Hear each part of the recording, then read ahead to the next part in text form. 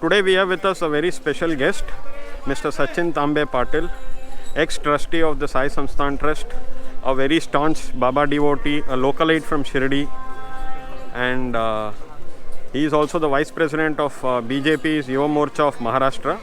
Let's hear from him his experience of Shirdi, what Shirdi has given to him, his association with the trust and Baba, and how his life has evolved during his stay in Shirdi. Let's connect to him. ओम साई राम। सभी साई भक्तों को मैं तो सबसे पहले मराठी में बात करूंगा, बाद में फिर मैं मुझे जो भी बात कहनी है वो हिंदी में मैं शेअर करूंगा। महाराष्ट्रातील सर्व साई भक्तांना माझा नमस्कार।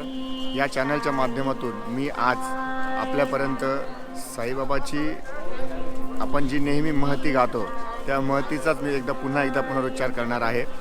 एकंदरीतच बाबांच्या साक्षात्काराचा आपल्या सगळ्यांना अनुभव आहे। बाबा आपल्यासाठी काय आहेत हे मी काही वेगळं सांगण्याची गरज नाही। आपल्या सगळ्यांसाठी बाबा हे अतिशय महत्त्वाचं दैवत आहे। म्हणूनच आज या ठिकाणी यूट्यूब चॅनलवर काही माहिती या ठिकाणी सांगणार आहे। जैसे कि इन्होंने मेरा इंट्रोडक्शन करते हुए बताया कि मैं साई संस्थान से जुड़ा हुआ हूँ। बिल्कुल, मैं साई संस्थान का एक्स ट्रस्टी हूँ, लेकिन ये जो पोस्ट है ये मेरे लिए बहुत इम्पॉर्टेंट है। बाकी तो पॉलिटिकल तो सारे जो चीज़ें हैं वो मिलती रहती है, बट साई बाबा को काम करने के लिए मिलना अधिकृत स्वरूप से ये बहुत बड़ी यहाँ पर बड़ी बात होती है। क्योंकि हमें पता है कि साई बाबा ने अपने संपूर्ण जीवन काल में जो भी काम किया है, जैसे कि बाबा ने खुद भिक्षा मांगी और जो भूखेला है उसको यहाँ पर खाना दिया। सामने जो पीछे आपको द्वारकामई दिख रही है, उस द्वारकामई में बाबा खुद भिक्षा मांग कर लाते थे और वहाँ पर रखकर जो भूखेला है वो खा लेता थे। ये हम अन्नदान का बाबा का मैसेज बता बाबा ने। और दूसरा एक महत्वपूर्ण संदेश दिया है, वो है यहाँ पर दवा दान का या रुग्णों की सेवा का, रुग्ण सेवा का। आपको पता होगा कि इस दुनिया में या इस इंडिया में कुष्ठ रोग जैसी एक महामारी आई थी। उस वक्त उस रोगी की तरफ देखना भी निषिद्ध माना जाता था, लेकिन उसके बावजूद में उस वक्त साई बाबा ने उस ज़माने में यहाँ पर बाबा ने उन रुग्णों की सेवा की है। उनको अपने उदी के चमत्कार से, साक्षात्कार से उनको ठीक भी किया है। मतलब बाबा ने रुग्ण सेवा की है, साथ ही साथ अन्नदान का भी संदेश दिया है। आपको पता है कि शिरडी में बाबा के मंदिर के बाजू में एक लेंडी गार्डन है। उस गार्डन को डेवलप करने का काम बाबा ने खुद ने किया। बाबा खुद यहाँ से एक वेल में से पानी निकाल के मटके में पानी भरकर वो जो पेड़ है उनको पानी देते थे। मतलब बाबा ने वृक्षदान का भी या वृक्षारोपण का भी एक संदेश दिया है। मतलब मेरे को ये बात आपको ये बतानी है कि बाबा ने कई माध्यमों से हम लोगों तक कई बातें पहुंचाई है। उनका ये आदर्श लेकर या उनका ये विचार लेकर हमें चलना है। बाबा तो हमारे लिए भगवान है ही। साईं बाबा ने कभी नहीं कहा कि मैं भगवान हूँ, लेकिन उनके द्वारा मिले हुए साक्षात्कार, उनके द्वारा मिले हुए चमत्कार, उनके द्वारा मिले हुए आशीर्वाद के कारण हम लोगों ने ये माना है कि साईं बाबा हमारे भगवान हैं। इसलिए इस भगवान को मैं प्रैक्टिकल गॉड हमेशा करता हूँ। देखो, आप साईं बाबा को हम लोग सब मानते हैं, जानते हैं, लेकिन ये भगवान ऐसे कि इनको कोई टर्म कंडीशन नहीं है। बस उन्होंने 2 मूल मंत्र हमें दिए हैं, जो कि मैं वैश्विक मूल मंत्र मानता हूँ। वो एक है श्रद्धा और सबूरी, और दूसरा है सबका मालिक एक। श्रद्धा सबूरी से आपको सारी चीज़ें मिल जाएगी, और सबका मालिक एक, ये विश्व का कल्याण करने वाला मंत्र है।